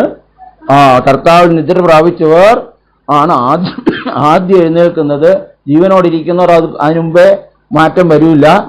അത് കർത്താവിന്റെ വചനത്താൽ പറയുകയാണ്. അടുത്ത വാക്യം നമുക്കറിയാം. കർത്താവ് താൻ ഗംഭീരനാഥത്തോടും പ്രധാന ദൂതന്റെ ശബ്ദത്തോടും ദൈവത്തിന്റെ കാഹളത്തോടും കൂടെ സ്വർഗ്ഗത്തിൽ നിന്നിറങ്ങി വരും. അപ്പോൾ ക്രിസ്തുവിൽ മരിച്ചവർ ഉയർത്തെഴുന്നേൽക്കും. ജീവനോടെ ശേഷിക്കുന്ന ക്രിസ്തുവിൽ ജീവിക്കുന്നവർ രൂപാന്തരപ്പെടും.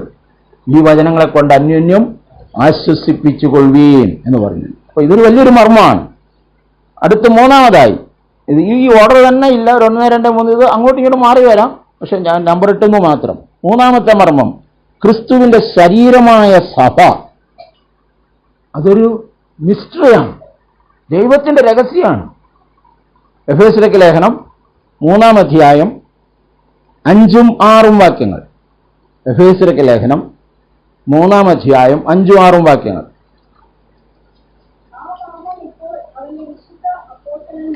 ആ മർമ്മം ഇപ്പോൾ അവന്റെ വിശുദ്ധ അപ്പോസ്തലന്മാർക്കും പ്രവാചകന്മാർക്കും ആത്മാവിനാൽ വെളിപ്പെട്ടതുപോലെ. ഈ വെളിപ്പാട് വളരെയാണ്, അല്ലാതെ അറിഞ്ഞു വെളിപ്പെട്ടതല്ല, പഠിച്ചു വെളിപ്പെട്ടതല്ല. ആത്മാവിനാൽ വെളിപ്പെട്ടതുപോലെ പൂർവകാലങ്ങളിൽ മനുഷ്യർക്ക് അറിഞ്ഞുകൂടായിരുന്നു. അതോ ജാതികൾ സുവിശേഷത്താൽ ക്രിസ്തുയേശുവിൽ കൂട്ടവകാശികളും ഏക ശരീരസ്ഥരും വാഗ്ദത്തത്തിൽ പങ്കാളികളുമാകണം എന്നുള്ളത് തന്നെ. എന്താണ് ഈ വാഗ്ദത്തം? നിത്യജീവൻ. ഒറ്റ വാഗ്ദത്തമുള്ളൂ. അവിടെ വാഗ്ദത്തങ്ങളിൽ എന്നല്ല പറഞ്ഞിരിക്കുന്നത്, വാഗ്ദത്തത്തിൽ പങ്കാളികളാകണം. നിത്യജീവൻ എന്ന വാഗ്ദത്തത്തിൽ പങ്കാളികളാകണം. അതിന് ഏക ശരീരസ്ഥരാകണം. ഏക ശരീരസ്ഥർ. ഈ ശരീരത്തിൽ ജാതികളുണ്ട്, ഭാഷക്കാരുണ്ട്, ഗോത്രക്കാരുണ്ട്, രാജ്യക്കാരുണ്ട്. പക്ഷെ എല്ലാവരും ക്രിസ്തുവിൽ ഒന്ന്. അതാണ് സ്വർഗത്തിൽ പാടുന്നത്. എന്താണ്? നീ സർവ്വഗോത്രത്തിൽ നിന്നും ഭാഷയിൽ നിന്നും വംശത്തിൽ നിന്നും ജാതിയിൽ നിന്നുള്ളവരെ ദൈവത്തിനായി വിലയ്ക്ക് വാങ്ങി. വെളിപ്പാട് 5:9. സ്വർഗത്തിലെ പാട്ട് അതാണ്. ഒരൊറ്റ ജാതി, വിശുദ്ധ ജാതി. വിശുദ്ധ ജാതി. സഭ ഈ നിലയിലേക്ക് മാറണം, മാറിയേ പറ്റൂ.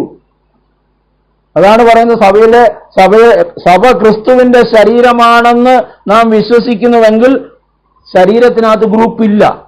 നമ്മുടെ ശരീരത്തിൽ ഗ്രൂപ്പുണ്ടോ? കൈയെല്ലാം കൂടെ ഒരു ഗ്രൂപ്പ്, കാലെല്ലാം കൂടെ ഒരു ഗ്രൂപ്പായിട്ട് നിൽക്കുകയാണ്. എങ്ങനെ ഇരിക്കും? ഈ വെളിപ്പാട് കിട്ടണം.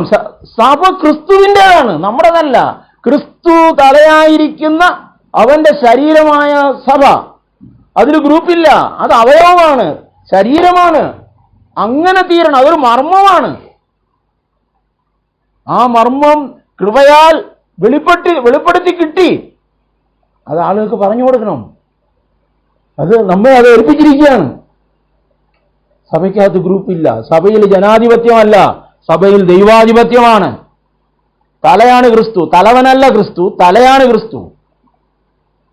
അപ്പോ തലയുടെ ആജ്ഞ അനുസരിച്ചല്ലേ എല്ലാ ശരീരത്തിന്റെ അവയവങ്ങൾ പ്രവർത്തിക്കുന്നത്. തലയ്ക്കൊരിക്കലും കേടുപറ്റിയിട്ടില്ല. പക്ഷെ ശരീരം വേറോട്ട് പോയാൽ, ഞങ്ങളൊരു ഗ്രൂപ്പാണെന്ന് പറഞ്ഞാൽ കർത്താവിനോട് നിന്റെ ഗ്രൂപ്പും കൊണ്ടുപോ. സാത്താൻ ഭയങ്കര തന്ത്രപരമായിട്ടാണ് ഇന്ന് സഭയെ വഞ്ചിച്ചും ചതിച്ചും വെച്ചിരിക്കുന്നു എന്ന് നമ്മൾ അറിയാതെ പോകരുത്. അപ്പോൾ ക്രിസ്തുവിന്റെ ശരീരമായ സഭ എന്ന മർമ്മം. കൊലോസ്യർക്ക് ലേഖനം 4-ാം അധ്യായം 3-ഉം 4-ഉം അടുത്ത മർമ്മത്തെക്കുറിച്ച് അവിടെ പൗലോസ് പറയുകയാണ്. കൊലോസ്യർ 4-ാം അധ്യായം 3-ഉം 4-ഉം. എനിക്ക് ബന്ധന കാരണമായ ക്രിസ്തുവിന്റെ മർമ്മം പ്രസ്താവിപ്പാൻ തക്കവണ്ണം ദൈവം ഞങ്ങൾക്ക് വചനത്തിന്റെ വാതിൽ തുറന്നു തരികയും ഞാൻ സംസാരിക്കുമ്പോൾ അതിനെ സംസാരിക്കേണ്ടും വണ്ണം വെളിപ്പെടുത്തേണ്ടതിന് ഞങ്ങൾക്ക് വേണ്ടി പ്രാർത്ഥിക്കണം. കാരണം ഈ മർമ്മം മറ്റുള്ളവർക്ക് മനസ്സിലാകുന്ന രീതിയിൽ വെളിപ്പെടുത്തി കൊടുക്കാൻ എനിക്ക് വേണ്ടി പ്രാർത്ഥിക്കണമെന്നാണ് പറയുന്നത്. അല്ല എൻ്റെ കടഭാരം മാറ്റണം കർത്താവേ. എൻ്റെ പൗലോസിന് ഭയങ്കര രോഗമായിരുന്നു. താൻ ഇവിടെ വയറിൽ കൈവച്ചാണ് താൻ പ്രസംഗിക്കുന്നത് പറയുന്നു. കാരണം വയറുവേദന അദ്ദേഹത്തിനുണ്ടായിരുന്നു. കണ്ണിന് പ്രശ്നം ഉണ്ടായിരുന്നു പറയുന്നു. കാരണം ഗലാത്യസഭയെ നോക്കി പറയുമ്പോൾ അവരുടെ കണ്ണ് ചൂന്നെടുത്ത് തരുവാൻ തക്കവണ്ണം അവർക്ക് എന്നോട് സ്നേഹമുണ്ടായിരുന്നു. അപ്പോൾ കണ്ണിന് പ്രശ്നമുണ്ടായിരുന്നു. പക്ഷെ ഇതൊന്നും മാറ്റി തരാനല്ല. 3 പ്രാവശ്യം പ്രാർത്ഥിച്ചു, കർത്താവെ ഈ ശൂലം ഒന്ന് മാറ്റി തന്ന. അപ്പോൾ കർത്താവ് പറഞ്ഞു, അതവിടെ ഇരിക്കട്ടെ, എൻ്റെ കൃപ നിനക്ക് മതി. അത് മാത്രമേ എടുക്കുള്ളൂ. എൻ്റെ കൃപ നിനക്ക് മതി. കൃപ കൃപ കൃപ കൃപ എന്ത് കോൺടസ്റ്റിലാണ് എൻ്റെ കൃപ നിനക്ക് മതി എന്നൊന്നും ആരും ചിന്തിക്കില്ല. എന്തുകൊണ്ടാണ് പൗലോസിനോട് അങ്ങനെ പറഞ്ഞതെന്ന്. അപ്പോൾ ആ വേദന രോഗം അവിടെ ഇരുന്നോട്ടെ. കാരണം അതും കൂടെ മാറിയാൽ നീ തറയിൽ നിൽക്കില്ല. അതവിടെ ഇരിക്കട്ടെ, എൻ്റെ കൃപ നിനക്ക് മതി. എന്നിട്ടാണ് പൗലോസ് പിന്നെ പറയുന്നത്, വെളിപ്പാടുകളുടെ ആധിക്യത്താൽ ഞാൻ നിഗളിച്ചു പോകാതിരിക്കേണ്ടതിന് സാത്താൻ്റെ ഒരു ശൂലം അവിടെ വെച്ചിരുന്നു. അത് നീങ്ങിപ്പോകേണ്ടതിനായി ഞാൻ 3 വട്ടം അപേക്ഷിച്ചു. പക്ഷെ കർത്താവ് അത് മാറ്റി തന്നില്ല. അപ്പോൾ ക്രിസ്തു എന്ന മർമ്മം അത് 3.5 വർഷക്കാലത്ത് യേശുവിൻ്റെ ശുശ്രൂഷയിൽ യേശു പറഞ്ഞെങ്കിലും ആർക്കും അത് മനസ്സിലായില്ല. യേശുവിനെ ക്രിസ്തു എന്ന് അന്നത്തെ ജനം അംഗീകരിച്ചില്ല. യേശുവിന് പ്രവാചകനായി മാത്രമേ അംഗീകരിച്ചുള്ളൂ. സ്വർഗത്തിൽ നിന്നാണ് വിളിച്ചു പറഞ്ഞത്, കർത്താവായ ക്രിസ്തു എന്ന് രക്ഷിതാവ് ദാവീദിന്റെ പട്ടണത്തിൽ നിങ്ങൾക്കായി ജനിച്ചിരിക്കുന്നു. സ്വർഗത്തിൽ എന്ന് പറഞ്ഞാൽ പോലും വരും കേൾക്കും. അന്ന് കേട്ടില്ലെങ്കിൽ പിന്നെ ഇന്ന് കേൾക്കുവോ? കേൾക്കാൻ കൃപ ലഭിച്ചതിനായി കേൾപ്പാൻ ചെവിയുള്ളവൻ കേൾക്കട്ടെ. ഹല്ലേലൂയ. അടുത്ത മർമ്മത്തെ കുറിച്ച് നമുക്ക് നോക്കാം. 5-മത്തേത് ക്രിസ്തുവിന്റെ മണവാട്ടിയായ സഭ. ക്രിസ്തുവിന്റെ ശരീരമായ സഭ ഒന്ന്, ക്രിസ്തുവിന്റെ മണവാട്ടിയായ സഭ. എഫേസ്യർക്ക് ലേഖനം 5-ാം അധ്യായം 26-ാം വാക്യം. എഫേസ്യർക്ക് ലേഖനം 5-ാം അധ്യായം 26-ാം വാക്യം. അവൻ അവളെ വചനത്തോടുകൂടി ജലസ്നാനത്താൽ വെടിപ്പാക്കി വിശുദ്ധീകരിക്കേണ്ടതിനും കറ ചുളുക്കം മുതലായ ഒന്നുമില്ലാത്ത സഭയെ ശുദ്ധയും നിഷ്കളങ്കയുമായി തനിക്കു തന്നെ തേജസ്സോടെ മുൻനിർത്തേണ്ടതിനും തന്നെത്താൻ അവൾക്ക് വേണ്ടി ഏൽപ്പിച്ചു കൊടുത്തു. അപ്പോൾ ഇവിടെ അവളെന്ന് പറഞ്ഞിരിക്കുമ്പോൾ ക്രിസ്തു സഭയാണ്. 25 ക്രിസ്തുവും സഭയെ സ്നേഹിച്ചതുപോലെ നിങ്ങളുടെ ഭാര്യമാരെ സ്നേഹിപ്പീൻ.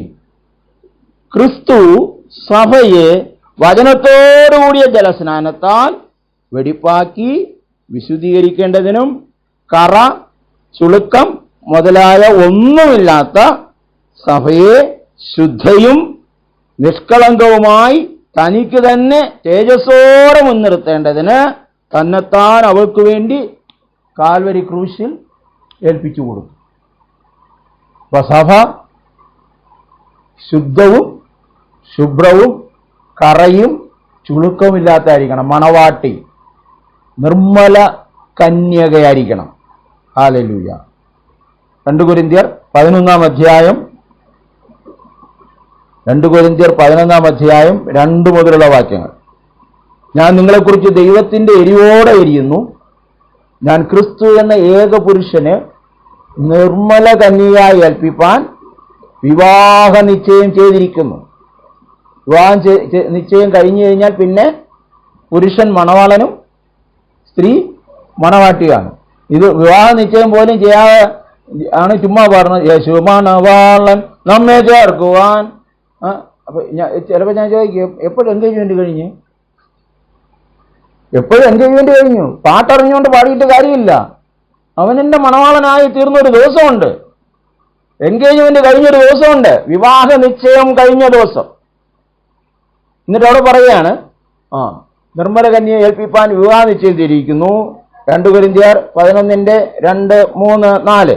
എന്നാൽ സർപ്പം ഹവ്വായെ ഉപായത്താൽ ചതിച്ചതുപോലെ നിങ്ങളുടെ മനസ്സ് ക്രിസ്തുവിനോടുള്ള, എന്ന് വെച്ചാൽ ക്രിസ്തു എന്ന ഏക പുരുഷനോടുള്ള, ക്രിസ്തു എന്ന മണവാളനോടുള്ള ഏകാഗ്രതയും നിർമ്മലതയും വിട്ട് വഷളായി പോകുമോ എന്ന് ഞാൻ ഭയപ്പെടുന്നു. കാരണം എന്താണ്? ഒരുത്തൻ വന്ന് ഞങ്ങൾ പ്രസംഗിക്കാത്ത മറ്റൊരു യേശുവിനെ പ്രസംഗിക്കുന്നു. ഞങ്ങൾ കൈക്കൊള്ളാത്ത വേറൊരു സുവിശേഷം, ഞങ്ങൾ ലഭിക്കാത്ത വേറൊരാത്മാവ് നിങ്ങൾക്ക് ലഭിക്കുമ്പോൾ നിങ്ങൾ പൊറുക്കുന്നത് എനിക്ക് ആശ്ചര്യമായിരിക്കുന്നു. ഇന്ന് ക്രിസ്തുവിനോടാണ് ഏകാഗ്രത സഭയ്ക്ക്. ക്രിസ്തു അവസാനം ആശീർവാദം പറയാൻ വന്നോളൂ, ബാക്കി കാര്യങ്ങളൊക്കെ ഞങ്ങൾ നടത്തിക്കൊള്ളും, കാരണം ഞങ്ങളുടെ സഭയാണ്. അങ്ങ് ആശീർവാദം പറയാൻ അങ്ങ് വരണം നിശ്ചയമാണ്. ഇല്ല, പിശാച്. പൗലോസിന്റെ ഭയം അതായിരുന്നു. ക്രിസ്തു ആരാണെന്ന് അറിഞ്ഞുകൂടാത്തൊരവസ്ഥ. ക്രിസ്തുവിന്റെ മർമ്മത്തെക്കുറിച്ച് പറഞ്ഞു കൊടുക്കുന്നില്ല. ഞാൻ ഇടയ്ക്ക് ഓരോരുത്തർ പറയേണ്ടി വന്നു, സുവിശേഷം പ്രസംഗിക്കുക, ക്രിസ്തുവിനെ കുറിച്ച് പ്രസംഗിക്കുക. പ്രസംഗിക്കാൻ ഒരുപാട് കാര്യങ്ങളുണ്ട്. പൗലോസിന് വേണമെങ്കിൽ ഉൽപ്പത്തി മുതൽ മലാഖി വരെ കാണാപ്പാടമാണ്. ഗമാലിയ കാൽക്കൽ കീഴിലെന്നാണ് പഠിച്ചത്. അതൊക്കെ പ്രസംഗിക്കാമായിരുന്നു. ദാവീദും ഗോലിയാത്തും അബ്രഹാമും എല്ലാം പ്രസംഗിക്കാമായിരുന്നു. പക്ഷെ ക്രിസ്തുവിനെ കുറിച്ചുള്ള വെളിപ്പാട് കിട്ടിക്കഴിഞ്ഞോ പിന്നെ തനിക്ക് വേറൊന്നും പറയാനില്ല, അത് മാത്രമേ പറയാനുള്ളൂ. ഹല്ലേലൂയ. അടുത്ത നമ്മൾ നോക്കാം, കൊലോസ്യർക്ക് ലേഖനം 1-ാം അധ്യായം 26-27. മഹത്വത്തിന്റെ പ്രത്യാശയായ ക്രിസ്തു നമ്മിൽ വസിക്കുന്നു എന്നൊരു മർമ്മം വായിക്കാം. കൊലോസ്യർ 1:26-27. ആ 1:26-27. കൊലോസ്യർ 1:26-27. പൂർവകാലങ്ങൾക്കും തലമുറകൾക്കും മറിഞ്ഞിടന്നിരുന്ന മർമ്മം ഇപ്പോൾ അവന്റെ വിശുദ്ധന്മാർക്ക് വെളിപ്പെട്ടിരിക്കുന്നു. അതുകൊണ്ട് ജാതികളുടെ ഇടയിൽ ഈ മർമ്മത്തിന്റെ മഹിമാധനം ഇന്നതെന്ന് അറിയിപ്പാൻ ദൈവത്തിന് ഇഷ്ടമുണ്ടായി. ആ മർമ്മം മഹത്വത്തിന്റെ പ്രത്യാശയായ ക്രിസ്തു നിങ്ങളിലിരിക്കുന്നു. ഹല്ലേലൂയ. ലോകത്തിലൊരുത്തൻ ഇരിപ്പുണ്ട്, മുമ്പ് അവനാണ് എന്നിലിരുന്നത്. കർത്താവ് വന്ന് അവനെ വെളിയിലാക്കി. ഹല്ലേലൂയ. അത് മനസ്സിലാക്കണേ. 1 യോഹന്നാൻ 4-ാം അധ്യായം 4-ാം വാക്യം വായിക്കണം, 5-ാം അധ്യായം 19-ാം വാക്യവും വായിക്കണം. ഹല്ലേലൂയ. 1 യോഹന്നാൻ 4:1. നിങ്ങളിലുള്ളവൻ ലോകത്തിൽ ഉള്ളവനേക്കാൾ വലിയവൻ. നിങ്ങളിലുള്ളവൻ ലോകത്തിലുള്ളവനേക്കാൾ വലിയവൻ. ലോകത്തിൽ ആരാണുള്ളത്? സാത്താൻ. ഈ ലോകത്തിന്റെ ദൈവം സർവ്വലോകവും ദുഷ്ടന്റെ അധീനതയിൽ കിടക്കുന്നു എന്നാണ് എഴുതിയിരിക്കുന്നത് വചനത്തിൽ. At present. അതാണ് 1 യോഹന്നാൻ 5-ാം അധ്യായം 19-ാം വാക്യം. ദൈവത്തിൽ നിന്ന് ജനിച്ചവൻ ആരും പാപം ചെയ്യുന്നില്ല, സർവ്വലോകവും ദുഷ്ടന്റെ അധീനതയിൽ കിടക്കുന്നു. ദുഷ്ടന്റെ അധീനതയിൽ കിടക്കുന്ന ഈ ലോകത്തിൽ നമ്മുടെ ഉള്ളിൽ വേറൊരുവൻ ഇരിക്കുകയാണ്. അത് വെളിയിലല്ല ഇരിക്കുന്നത്. ഇന്ന് പലരുടെയും ഉള്ളിൽ വെളിയിൽ ഇരിക്കേണ്ട അകത്ത് കയറി ഇരിക്കുന്നു, അകത്തിരിക്കേണ്ട ആള് വെളിയിൽ കിടക്കുന്നു.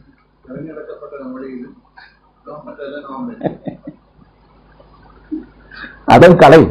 അതിനേക്കാൾ ശ്രേഷ്ഠമായ മർമ്മത്തിലേക്ക് വരും. അപ്പൊ മഹത്വത്തിന്റെ പ്രത്യാശ ക്രിസ്തു എന്നിൽ ഇരിക്കുന്നു എന്നുള്ള ശ്രേഷ്ഠപരമായ ഒരു മർമ്മം. ഹല്ലേലൂയ. അടുത്ത് 7-ാമത്തേത് 1 കൊരിന്ത്യർ 2-ാം അധ്യായം 7-8 വാക്യങ്ങൾ. 1 കൊരിന്ത്യർ 2-ാം അധ്യായം 7-8 വാക്യങ്ങൾ. എല്ലാം ഇന്റർ കണക്റ്റഡ് ആണ്. ദൈവം ലോക സൃഷ്ടിക്ക് മുമ്പേ നമ്മുടെ തേജസ്സിനായി മുൻനിയമിച്ചതും മറഞ്ഞിരിക്കുന്നതുമായ ദൈവത്തിന്റെ ജ്ഞാനമത്രേ മർമ്മമായി പ്രസ്താവിക്കുന്നത്.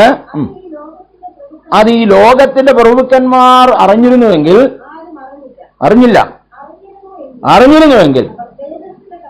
അവർ തേജസ്സിന്റെ കർത്താവിനെ ക്രൂശിക്കയില്ലായിരുന്നു. അപ്പൊ ക്രിസ്തു വന്നത് എന്തിനാണ്? നമുക്ക് തേജസ് വരാനാണ്. തേജസ്സിന്റെ സുവിശേഷവുമായിട്ടാണ് വന്നത്. ഏതേൻ തോട്ടത്തിൽ മനുഷ്യനെ തേജോമയനായ ദൈവം സൃഷ്ടിച്ചു. പാപം ചെയ്തപ്പോൾ തേജസ്സാകുന്ന വസ്ത്രം പോയി, അവൻ നഗ്നനായി. തിരിച്ച് തേജസ് തരും. അതാണ് അവൻ പ്രത്യക്ഷനാകുമ്പോൾ നാം അവനെ കാണുന്നത് പോലെ, അവൻ ഇരിക്കുന്നത് പോലെ തന്നെ അവനെ കാണുന്നതാകൊണ്ട് അവനോട് സദസ്യന്മാരാകും. ആ വലിയൊരു വെളിപ്പാട് കിട്ടിയ ഒരു ഭക്തനാണ് പാടിയത്. തേജസ്സിൽ വാസം ചെയ്യുന്ന വിശുദ്ധരോട് അവകാശം ഞാനും പ്രാപിപ്പാൻ, ദിവ്യാത്മാവാൻ ശുദ്ധീകരിച്ചെന്നെയും തൻ സന്നിധിയിൽ നിർത്തിയിടുമേ. അപ്പൊ എനിക്ക് തേജസ് കിട്ടാൻ പോവുകയാണ്. ഇത് തേജസ്സിന്റെ സുവിശേഷമാണ്. അത് ദൈവത്തിന്റെ വലിയൊരു മർമ്മമാണ്. ആ മർമ്മം വെളിപ്പെടുത്തി തന്നതിനായി സ്തോത്രം, സ്തോത്രം. അപ്പൊ ഇതെല്ലാം മറ്റുള്ളവരെ അറിയിക്കേണ്ട കാര്യങ്ങളാണെന്ന് നമ്മൾ മനസ്സിലാക്കണം.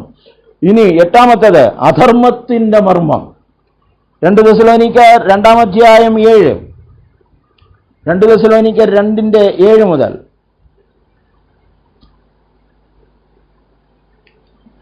അധർമ്മത്തിന്റെ മർമ്മം ഇപ്പോഴേ വ്യാപരിക്കുന്നുണ്ട്.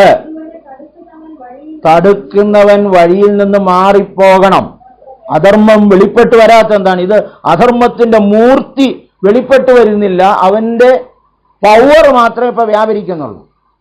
കാരണം പരിശുദ്ധാത്മാവ് തന്റെ സഭയെ ഇവിടെ ഒരുക്കിക്കൊണ്ടിരിക്കുക, തന്റെ വിശുദ്ധന്മാരെ ഒരുക്കിക്കൊണ്ടിരിക്കുക. സഭ ഇവിടെ നിന്ന് മാറ്റപ്പെട്ടാൽ അധർമ്മമൂർത്തി വെളിപ്പെട്ട് വരും. അതൊരു മർമ്മമാണ്. അധർമ്മത്തിന്റെ മർമ്മം വ്യാപരിക്കുന്നു. അവൻ ആളുകളെ തെറ്റിക്കാനായി അടയാളങ്ങൾ, അത്ഭുതങ്ങൾ എല്ലാം അവൻ ചെയ്യുന്നു. അതാണ് 2 തെസ്സലോനിക്കർ 2:11 മുതൽ. അധർമ്മമൂർത്തിയുടെ പ്രത്യക്ഷത നശിച്ചു പോകുന്നവർക്ക് യേശു വന്നത് ആരും നശിച്ചു പോകാതിരിക്കാൻ. പിശാച് പ്രവർത്തിക്കുന്നത് നശിച്ചു പോകുന്നവർക്ക്. സാത്താന്റെ വ്യാപാര ശക്തിയോടും അടയാളങ്ങളോടും ശക്തിയോടും അനീതിയുടെ സകല വഞ്ചനയോടും കൂടെ ആയിരിക്കും അവർ രക്ഷിക്കപ്പെടുവാൻ തക്കവണ്ണം സത്യത്തെ കൈക്കൊള്ളാകിയാൽ തന്നെ അങ്ങനെ സംഭവിക്കും. സത്യത്തെ വിശ്വസിക്കാതെ അനീതി രസിക്കുന്ന ഏവർക്കും ന്യായവിധി വരേണ്ടതിന് അവർ ഭോഷ്ക് വിശ്വസിക്കുമാറ് ദൈവം അവർക്ക് വ്യാജത്തിന്റെ വ്യാപാര ശക്തി അയക്കും. അധർമ്മത്തിന്റെ മർമ്മം. അന്ത്യകാലത്ത് അധർമ്മം പെരുകും. മത്തായി സുവിശേഷം 24-ാം-അധ്യായം 12-ാം വാക്യം. ഹല്ലേലൂയ. മത്തായി 24:12.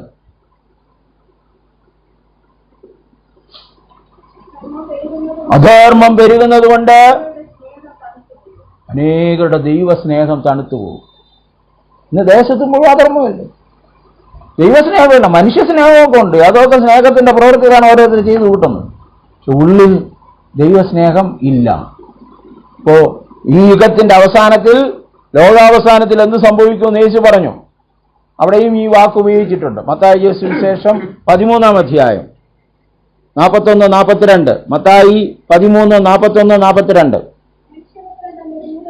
മനുഷ്യപുത്രൻ തന്റെ ദൂതന്മാരെ അയക്കും. അവർ അവന്റെ രാജ്യത്തിൽ നിന്ന് എല്ലാ ഇടർച്ചകളെയും അധർമ്മം പ്രവർത്തിക്കുന്നവരെയും കൂട്ടിച്ചേർത്ത് തീച്ചൂളയിലിടും. ഇപ്പോ എല്ലാ അധർമ്മവും ഇടർച്ചകളും ഇപ്പൊ കിടന്ന് മിക്സ് ചെയ്ത് കിടക്കുകയാണ്. പക്ഷെ ദൂതനാണ് അയക്കുന്നത്, വേറെ ആരെയും അയക്കില്ല. വേറെ മനുഷ്യരെ വല്ല അയച്ച എന്നെ ഒന്ന് രക്ഷിക്കണേ, ഇനിമേല ഞാൻ നന്നായി നടന്നോളാം എന്നൊക്കെ പറയും. ഇല്ല, അവിടെ ദൂതനാണ് അയക്കുന്നത്, മനുഷ്യരാരല്ല അയക്കുന്നത്. എല്ലാത്തിനെയും ചേർത്ത് കൂട്ടിച്ചേർത്ത് തീച്ചൂളയിൽ ഇട്ട് കളയും. അന്ന് നീതിമാന്മാർ പിതാവിന്റെ രാജ്യത്തിൽ സൂര്യനെ പോലെ പ്രകാശിക്കും. കേൾപ്പാൻ ചെവിയുള്ളവൻ കേൾക്കട്ടെ. 9-ാമതായി സുവിശേഷത്തിന്റെ മർമ്മം. എഫേസ്യർക്ക് ലേഖനം 6-ാം-അധ്യായം 19. എഫേസ്യർ 6:19. അതിനുവേണ്ടി പ്രത്യേക പ്രാർത്ഥനയാണ് അവിടെ പൗലോസ് ചോദിക്കുന്നത്. ഞാൻ ചങ്ങല ധരിച്ച് സ്ഥാനാപതിയായി, അംബാസിഡറായി സേവിക്കുന്ന സുവിശേഷത്തിന്റെ മർമ്മം. മുഴുവൻ വായിക്കാം. പ്രാഗൽഭ്യത്തോടെ അറിയിപ്പാൻ ഞാൻ വായ് തുറക്കുമ്പോൾ വചനം നൽകപ്പെടേണ്ടതിനായി അതിൽ സംസാരിക്കും വേണ്ടും വണ്ണം പ്രാഗൽഭ്യത്തോടെ സംസാരിക്കേണ്ടതിനായി പ്രാർത്ഥിപ്പീൻ. സുവിശേഷത്തിന്റെ മർമ്മം, മിസ്റ്ററി ഓഫ് ഗോസ്പൽ. ആരാണ്? സുവിശേഷത്തിന്റെ അംബാസിഡറാണ്. അതാണ് ചെല്ലോ ഞങ്ങൾ അംബാസിഡേഴ്സാണ്, അതുകൊണ്ട് കോട്ടും ടൈമൊക്കെ ഇട്ടുകൊണ്ട് നടക്കുമെന്ന്. ഇവിടെ അംബാസിഡർ ചങ്ങല ധരിച്ചാണ് ഇരിക്കുന്നത്. ക്രിസ്തുവിന്റെ സ്ഥാനാപതിയായി ഞാൻ ചങ്ങല ധരിച്ച് സേവിക്കുന്ന സുവിശേഷത്തിന്റെ മർമ്മം പ്രാഗൽഭ്യത്തോടെ സംസാരിക്കാൻ ഞാൻ വാ തുറക്കുമ്പോൾ വാക്കുകൾ തരണമേ, വചനത്തെ തരണമേ, അതിനുവേണ്ടി നിങ്ങൾ എനിക്ക് വേണ്ടി പ്രാർത്ഥിക്കണമേ എന്ന് പൗലോസ് അപേക്ഷിക്കുകയാണ്. അടുത്ത റോമർക്ക് ലേഖനം 11:25 ഇസ്രായേലിന്റെ കാഠിന്യത്തിന്റെ മർമ്മം. എന്തുകൊണ്ട് സ്വന്തം ജനമായ ഇസ്രായേൽ ഇന്ന് ഈ ക്രിസ്തുവിനെ അംഗീകരിച്ചിട്ടില്ല, ക്രിസ്തുവിനെ ക്രൂശിച്ചു. കുറച്ചുപേരിപ്പോൾ റവറൻ ഷാംബാക്ക് എന്ന് പറയുന്ന ആ ഒരു ദേവാസന്റെ നേതൃത്വത്തിൽ കുറേ യഹൂദന്മാർ യേശുക്രിസ്തുവിനെ മശീഹായിട്ട് അവർ അംഗീകരിച്ചിട്ടുണ്ട്. ഞാൻ നേരത്തെ പറഞ്ഞതുപോലെ ലെബനോനിൽ വലിയൊരു ഉണർവ് സംഭവിച്ചുകൊണ്ടിരിക്കുന്നു. എന്തുകൊണ്ടാണ് ഈ ഒരു കാഠിന്യം സംഭവിച്ചത്? അതൊരു രഹസ്യമാണ്. 11 വായിക്കാം.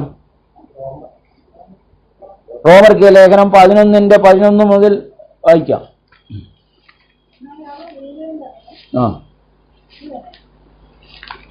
എന്നാൽ സഹോദരന്മാരെ, നിങ്ങൾ ബുദ്ധിമാന്മാരെന്ന് നിങ്ങൾക്ക് തന്നെ തോന്നാതിരിപ്പാൻ 25 മുതൽ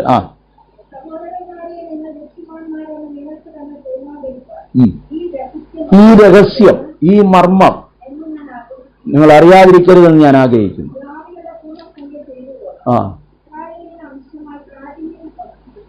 ജാതികളുടെ പൂർണ്ണസംഖ്യ ചേരുവോളം ഇസ്രായേലിന് അംശമായി കാഠിന്യം സംഭവിച്ചിരിക്കും. ഇനി ഇസ്രായേൽ മുഴുവനും രക്ഷിക്കപ്പെടും. കാരണം എന്താ? വിടിവിക്കുന്നവൻ സിയോനിൽ വരും, അവൻ യാക്കോബിൽ അഭക്തിയെ മാറ്റും. ഞാൻ അവരുടെ പാപങ്ങളെ നീക്കുമ്പോൾ അപ്പൊ ആ ദൈവത്തിന്റെ പദ്ധതിയാണ്, നമ്മോടുള്ള കരുണയാണ്. അതൊരു രഹസ്യമാണ്. നമുക്കതിന് ദൈവത്തിന്റെ രഹസ്യത്തെ നമുക്ക് എല്ലാം കംപ്ലീറ്റ് അങ്ങനെ മനസ്സിലാക്കാൻ പറ്റില്ല. ദൈവം സ്വന്തം ജനത്തിന്റെ ഇടയിൽ വന്നു, ദൈവരാജ്യത്തിന്റെ സുവിശേഷം അറിയിച്ചു. സ്വന്തം ജനം കൈക്കൊണ്ടില്ല. അപ്പോൾ യേശു അവരെ മുഖത്ത് തന്നെ നോക്കി പറഞ്ഞു, വീട് പണിയുന്നവർ തള്ളിക്കളഞ്ഞ കല്ല് മൂലക്കല്ലായി തീർന്നിരിക്കുന്നു. ഇത് യഹോവയാൽ സംഭവിച്ചു നമ്മുടെ ദൃഷ്ടിയിൽ. നമ്മളതെവിടെയാണ് വായിച്ചിട്ടുള്ളത്? കല്യാണ എഴുത്തിൽ. ഇത് യഹോവയാൽ സംഭവിച്ചു നമ്മുടെ ദൃഷ്ടിയിൽ ആശ്ചര്യമായിരിക്കും. കല്യാണമായിട്ട് ഇതിന് യാതൊരു ബന്ധവും ഇല്ല. വീട് പണിയുന്നവർ യഹൂദന്മാരാണ്. അവർ മൂലക്കല്ലായ ക്രിസ്തുവിനെ തള്ളിക്കളഞ്ഞു. അതുകൊണ്ട് യേശു കർത്താവ് പറഞ്ഞു, ഇനി ദൈവരാജ്യം ഞാൻ ജാതികൾക്ക് കൊടുക്കാൻ പോയ. മത്തായി സുവിശേഷം 21 42 മുതൽ. മത്തായി 21:42 മുതൽ.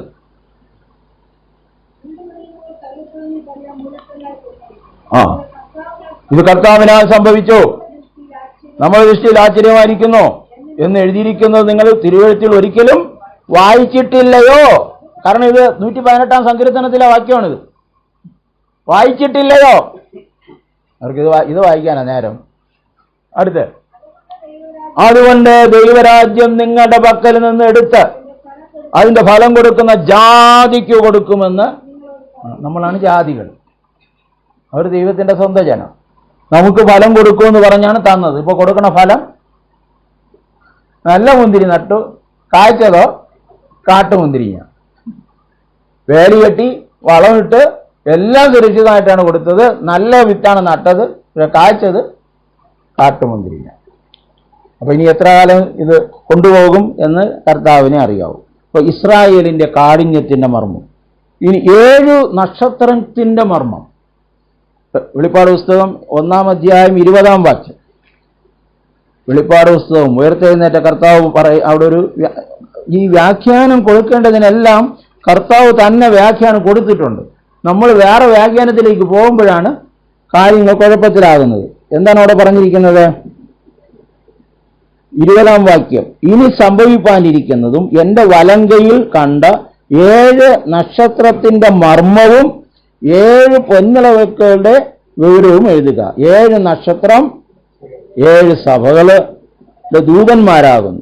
7 നിലവിളക്ക് 7 സഭകളാകുന്നു. അല്ല, നിലവിളക്ക് കത്തിച്ച് വയ്ക്കാനല്ല പറഞ്ഞത്, സഭയാണ് നിലവിളക്ക്, സഭയുടെ ദൂതന്മാരാണ് നക്ഷത്രങ്ങൾ.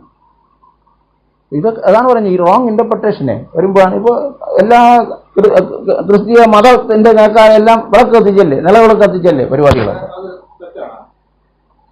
തെറ്റാണോ ശരിയാണോ എന്ന് സാറ് തീരുമാനിക്കും, ഞാൻ അതിനെ പറയുന്നില്ല. പക്ഷെ ഞാൻ ഇവിടുത്തെ വചനമേ പറയുന്നുള്ളൂ. മെഴുതിരി യേശുവിന്റെ കാലത്ത് മെഴുതിരി ഇല്ലായിരുന്നു, ഇന്ന് അതേ ഉള്ളൂ. അന്ന് വിളക്കെണ്ണ. ഓക്കെ. അപ്പൊ ഈ മർമ്മം 7 നിലവിളക്ക് 7 നക്ഷത്രങ്ങളുടെയും മർമ്മം കർത്താവ് തന്നെ വെളിപ്പെടുത്തിയിരിക്കുകയാണ്. ലാസ്റ്റില് വെളിപ്പാട് പുസ്തകം 17:5-7 വാക്യങ്ങൾ. വെളിപ്പാട് പുസ്തകം ഇത് നമുക്ക് സ്റ്റഡിയാണ്. വീണ്ടും ഇതിനെ നിങ്ങൾ ഈ തിരുവചന ഭാഗങ്ങൾ വായിച്ച് മനസ്സിലാക്കണം. നമ്മെ ഏൽപ്പിച്ചിരിക്കുന്ന ആ വലിയ മർമ്മം മറ്റുള്ളവർക്ക് കൊടുക്കാനായി ദൈവം നമ്മെ തിരഞ്ഞെടുത്തിരിക്കുന്നു. അതിനുവേണ്ടിയാണ്. 17-ാം അധ്യായം 5-7 വാക്യങ്ങൾ. വേദോസിൽ ഏറ്റവും വലുതായിട്ട് അച്ചടിച്ചിട്ടുള്ള ഒരു വാക്യം ഇതാണ്: മർമ്മം മഹതിയാം ബാബിലോൺ, വേശ്യമാരുടെയും മ്ലേച്ഛതകളുടെയും മാതാവ് എന്നൊരു പേർ അവളുടെ നെറ്റിയിൽ എഴുതിയിട്ടുണ്ട്. വിശുദ്ധന്മാരുടെ രക്തവും യേശുവിന്റെ സാക്ഷികളുടെ രക്തവും കുടിച്ച് സ്ത്രീ മത്തയായിരിക്കുന്നത് ഞാൻ കണ്ടു. അവളെ കണ്ടിട്ട് ഞാൻ അത്യന്തം ആശ്ചര്യപ്പെട്ടു. മർമ്മം മഹതിയാം ബാബിലോൺ, സകല വിശുദ്ധന്മാരുടെയും രക്തം കുടിച്ച് മത്തയായിരിക്കുന്ന സകല മ്ലേച്ഛതകളുടെയും മാതാവ്. വളരെ ശക്തമായി നാളുകളിൽ അത് പ്രവർത്തിച്ചുകൊണ്ടിരിക്കുന്നു. അപ്പൊ ഈ രഹസ്യങ്ങളെ കർത്താവ് നമുക്ക് വെളിപ്പെടുത്തി തന്നതിനായി നമ്മൾ എത്ര നന്ദി പറഞ്ഞാലും മതിയാകത്തില്ല. ഈ രഹസ്യം അറിയാത്ത വലിയൊരു സമൂഹം നമ്മുടെ വീട്ടിലുണ്ട്, നമ്മുടെ സഭകളിലുണ്ട്. അവിടെയൊന്നും ഈ മർമ്മമൊന്നും അവിടെ വിഷയമേ അല്ല. അപ്പോൾ ഇതിലേക്കാണ് കർത്താവ് നമ്മെ ഗ്രഹവിചാരകന്മാരായി നിയമിച്ചിരിക്കുന്നത്. അതുകൊണ്ട് എഫേസ്യർക്ക് ലേഖനം 1-ാം അധ്യായം 4 മുതൽ 10 വരെയുള്ള വാക്യങ്ങൾ നമ്മൾ വായിക്കുമ്പോൾ ഈ മർമ്മം നമ്മെ ഏൽപ്പിക്കുന്നതിൻ്റെ ആ ഒരു സീരിയസ്നെസ് നമുക്ക് മനസ്സിലാക്കുവാൻ ദൈവത്തിൻ്റെ ആത്മാവ് നമ്മെ സഹായിക്കട്ടെ. എഫേസ്യർക്ക് ലേഖനം 1-ാം അധ്യായം 4 മുതൽ ഞാൻ വായിക്കുകയാണ്.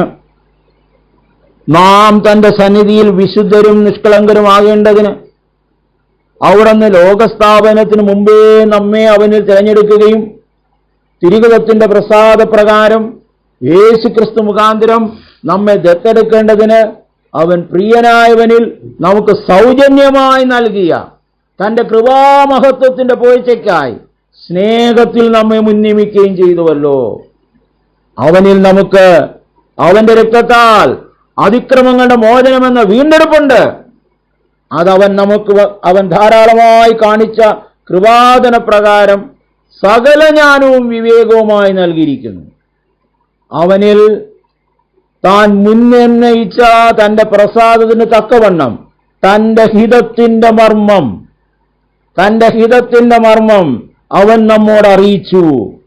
അത് സ്വർഗത്തിലും ഭൂമിയിലുള്ളതെല്ലാം പിന്നെയും ക്രിസ്തുവിൽ ഒന്നായി ചേർക്കേണ്ടത് എന്നിങ്ങനെ കാലസമ്പൂർണതയിലെ വ്യവസ്ഥയ്ക്കായി തന്നെ അവനിൽ നാം അവകാശവും പ്രാപിച്ച് തന്റെ ഹിതത്തിന്റെ ആലോചന പോലെ സകലവും പ്രവർത്തിക്കുന്നവന്റെ നിർണയപ്രകാരം മുൻനിയമിച്ചത് മുൻകൂട്ടി ക്രിസ്തുവിൽ ആശ വെച്ചവരായ ഞങ്ങൾ അവന്റെ മഹത്വത്തിന്റെ പോഴ്ചയ്ക്കാകേണ്ടതിന് തന്നെ.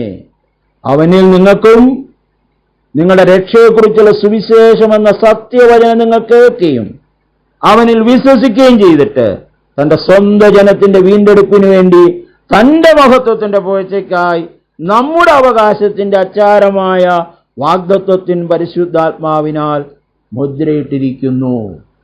സകലതും അവിടുത്തെ മഹത്വത്തിനായിട്ടാണ്. അതിനുവേണ്ടിയാണ് അവൻ അതെല്ലാം നമുക്ക് വെളിപ്പെടുത്തി തന്നത്.